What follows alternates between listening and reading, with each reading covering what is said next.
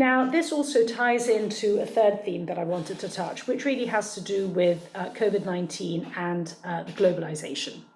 So again, here we see the way in which this pandemic has essentially been an accelerator of existing trends. Globalization had already been questioned, the whole debate over the losers of globalization, for instance, the trends towards trade protectionism, the decoupling of the United States and Chinese economies. And here we're facing a pandemic which is essentially leading us to question the structure of globalization as we've known it. Now, I believe that the globalization will survive COVID-19, but probably it will change its face in many respects. So we can see the way in which a sort of globalization 2.0 is one which will probably see greater redundancies within the system, shorter supply chains.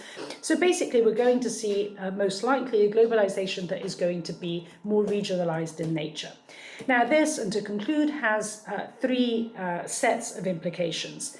Implication number one, which really has to do with China, it may well be that the Belt and Road Initiative that had been the Chinese defining feature, particularly over the last decade in response also, or beginning with its response to the global financial crisis and its recovery from that, it may be that the BRI will at least temporarily halt in a globalized world which is going to be more regionalized in nature. We may well see China looking, at least for a time being, more inwards, or at least becoming more Asia-centric in its approach.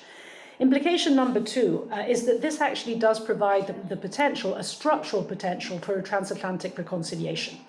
Now, obviously, this will depend on who will sit in the White House after November, if this potential is actually going to be reached. And third and finally, and sort of linking back to the European dimension, to the European Union, it is clear that if globalization is to become more regionalized in nature, the case for European integration becomes not only stronger than ever, but also the question of European autonomy and European responsibility, particularly towards its surrounding regions, beginning with the Western Balkans and Africa, will become more important than ever.